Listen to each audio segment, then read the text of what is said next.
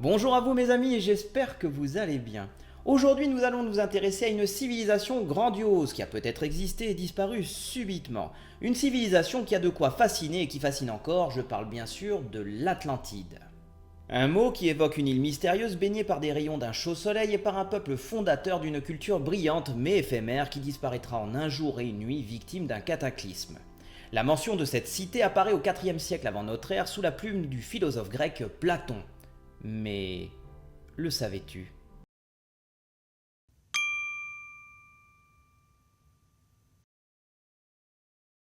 Platon est né en 428 avant Jésus-Christ à Athènes, philosophe qui a eu comme maître Socrate. Il est connu pour être le fondateur de l'Académie, qui est une école philosophique où il va enseigner avec Aristote. Bien connu pour ses œuvres telles que Le Banquet, qui touche l'amour, La République, qui touche l'éducation, ou encore L'Allégorie de la caverne, qui montre comment fonctionnent les différents régimes politiques, tels que la tyrannie, l'oligarchie, l'aristocratie, la démocratie, l'anarchie ou encore le communisme, qui est évoqué bien avant Marx. Vers 355 avant notre ère, Platon rédige deux dialogues, le Timée et le Critias, qui vont fonder le mythe de l'Atlantide. Comme toutes les œuvres du philosophe, les textes se présentent sous la forme d'entretiens entre plusieurs personnes. Nous avons Socrate, Timée, philosophe pythagoricien, Critias, politicien que l'on dit sans scrupules, et Hermocrate, un ancien général syracusien. Dans le Timée, Critias, grand-père de Platon, raconte l'histoire qu'il tient de son grand-père, qu'il a lui-même reçu de son père, ce dernier l'ayant entendu raconter par le sage Solon. Jusque-là, vous arrivez à suivre? Super. Solon n'est pas n'importe qui puisqu'il fait partie des 7 sages de la Grèce qui a joué un rôle politique important puisqu'il a été à l'origine d'une série de réformes qui améliora le rôle de la classe populaire dans la politique athénienne. En somme, un mec bien. Alors que Solon se trouvait en Égypte aux environs de 590, un prêtre du temple de Saïs lui fait la confidence suivante. 9000 ans plus tôt, il existait une île dénommée Atlantide, sortie de la mer, située au-delà des colonnes d'Hercule, aujourd'hui Gibraltar. Elle est plus large que la Libye et l'Asie réunies. Ça correspond surtout à l'Afrique du Nord et à l'Asie mineure. Toujours d'après lui, il était possible de passer de cette île à d'autres îles et de gagner un continent qui s'étendait en face de celle-ci. Peut-être l'Amérique. Il nous offre aussi l'histoire de ce peuple car il nous dit que les rois atlantes, puissants et prospères, animés de visées expansionnistes, vont conquérir les rives de la Méditerranée et vont s'emparer de la Libye et de l'Égypte, et même s'enfoncer en Europe jusqu'en Italie occidentale. Ils seront repoussés et vaincus par les Athéniens, ce qui rappelle bien sûr l'épisode des guerres médiques entre 492 et 448 avant Jésus-Christ qui oppose les Grecs aux Perses. Je vous rappelle d'ailleurs que ce sont les Grecs les grands vainqueurs de ce conflit. Peu après, des tremblements de terre gigantesques et des cataclysmes se sont produits et la fière Atlantide fut engloutie en un jour et une nuit. Quand on imagine la taille de l'île, je vous laisse imaginer la taille de la catastrophe. Retour maintenant sur le Critias, dans lequel le philosophe nous donne plus de renseignements sur l'Atlantide. Apparemment, après la création du monde, les dieux se partagèrent celui-ci et Poséidon, souverain des mers, reçut l'Atlantide, ce qui est quand même bien cool comme cadeau. Bien sûr, notre ami Poséidon ne va pas faire les choses à moitié. De son union avec une mortelle Cleito, il eut 10 fils et chacun hérita d'une partie de l'île. L'aîné, Atlas, devint le roi et reçut la meilleure et la plus grande des régions. Apparemment, l'île était très riche et bénéficiait d'importantes ressources tant agricoles que minières. De plus, les sages qui la gouvernaient y faisaient régner le bonheur le plus parfait, distribuant méthodiquement le travail. A savoir également que cette Atlantide était divisée en districts. Les nombreux canaux qui la sillonnaient convergent vers la capitale qui est de forme circulaire. Au cœur de celle-ci se dresse la résidence royale, ancienne demeure du dieu de la mer. Des anneaux concentriques de terre et de mer, reliés entre eux par des tunnels et des ponts, composent cette acropole. Elle abrite les temples, les palais et les édifices publics ainsi que les champs de course.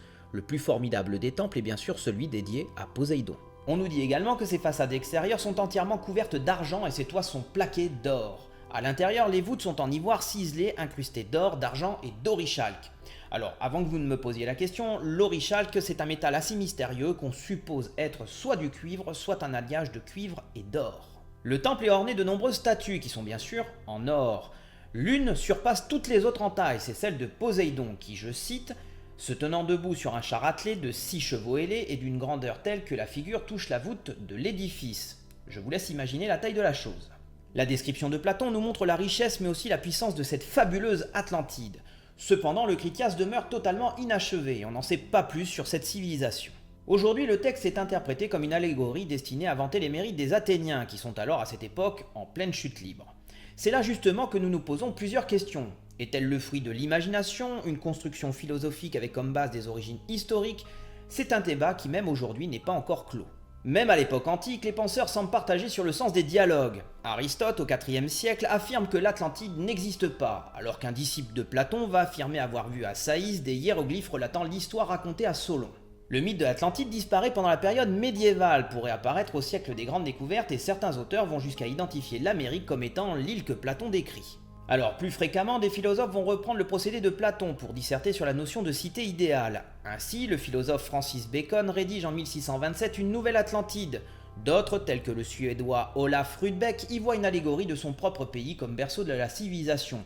Et le catalan Hyacinthe Verdaguer va faire du continent perdu le but secret de Christophe Colomb.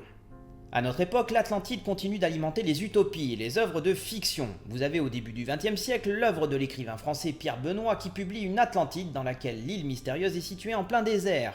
Pour faire court, 2 officiers se perdent et se retrouvent détenus par la troublante Antinéa. Vous avez également Atlantide, l'Empire perdu de Walt Disney, paru en 2001, qui met en scène un cartographe et linguiste, Milo Thatch, qui va embarquer dans un immense sous-marin pour découvrir la fabuleuse cité, l'Atlantide. Et oui, désolé pour les amoureux de Disney, je résume. Plus sérieusement, les archéologues et les spécialistes de la mer ont cherché à identifier le lieu.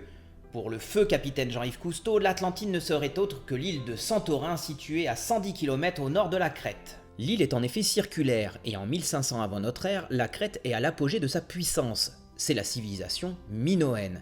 Elle est brillante et son commerce s'étend à toute la Méditerranée. En plus, elle est l'ennemi d'Athènes et pratique le culte du taureau comme le font apparemment les Atlantes. Mais en 1470 avant Jésus-Christ, le volcan de Santorin explose brutalement. L'éruption va s'accompagner d'importants tremblements de terre, de pluie, de cendres et d'une vague formidable de plusieurs dizaines de mètres de haut. C'est d'ailleurs cette vague qui détruisit cette civilisation. 1100 ans après cette terrible catastrophe, est-ce que Platon se serait planté dans les dates et les lieux? Est-ce que la culture crétoise est celle de l'Atlantide? A-t-il délibérément mélangé histoire et tradition légendaire pour forger une allégorie politique et morale? Je vais être honnête avec vous, toutes ces hypothèses sont totalement plausibles. Cependant, j'aimerais revenir avec vous sur l'hypothèse possible d'une localisation si on admet que l'Atlantide a réellement existé et qu'il ne s'agit pas d'une fable. Alors au-delà de l'île de Santorin, certains placent l'Atlantide en Amérique du Sud et plus exactement chez les Mayas. Oui, c'est sérieux.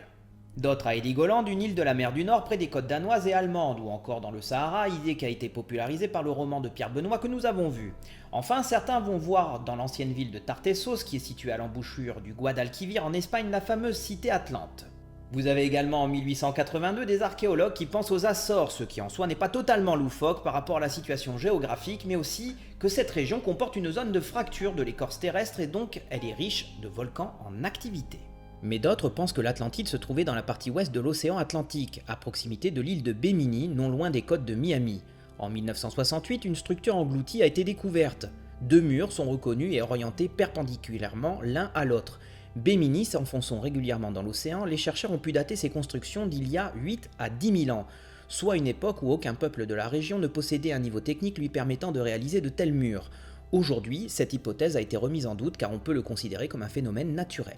Avant de conclure, j'aimerais aborder avec vous d'autres civilisations qui auraient été englouties par les eaux ou détruites par une quelconque catastrophe naturelle. Eh bien oui, il n'y a pas que l'Atlantide qui a subi un sort sinistre, et pour vous j'en ai sélectionné 3 que je trouve très intéressantes. La première, la Lémurie. L'invention de ce continent qui se serait abîmé dans les eaux de l'océan Indien date du 19e siècle et elle est due au zoologue anglais Slater qui forgea son nom d'après les restes des primates des Lémuriens découverts à Madagascar et en Malaisie. Et c'est là que ça devient surprenant.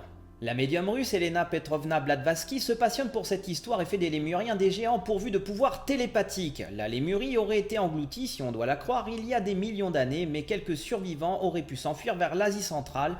Leurs descendants seraient les actuels habitants de l'Inde. Le deuxième, le continent de Mu.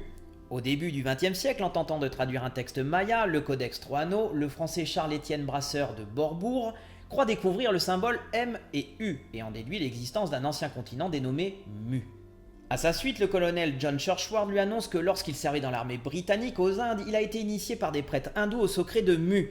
Les prêtres lui auraient appris à lire la langue du continent perdu en se servant de copies de textes inscrits sur des tablettes cachées dans des temples indiens et sud-américains. Pour lui, ce mystérieux continent situé dans le Pacifique s'étendait du détroit de Bering à l'Australie et de l'Inde à la Californie, et qu'il aurait été englouti il y a 12 000 ans. Troisième et dernier continent, l'Hyperborée. Un continent aujourd'hui perdu sous les glaces, l'Hyperborée, aurait existé dans les régions arctiques actuelles à une période très reculée où celle-ci aurait joui d'un climat et d'une végétation tropicale.